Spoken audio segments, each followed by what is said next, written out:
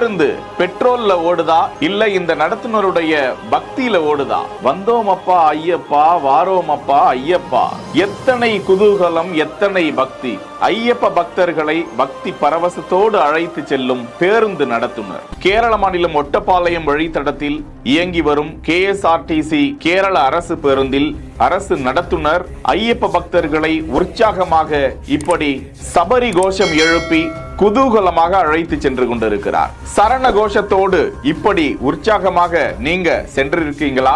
அது எத்தனை பரவசத்தை தரும், களைப்பை நீக்கும், உற்சாகத்தை தரும். அந்த ஐயனே இந்த பேருந்தில் வந்து உற்சாகமாக ஆடி பாடி செல்வது போன்று ஒரு அற்புதமான உணர்வு வருகிறதல்லவா?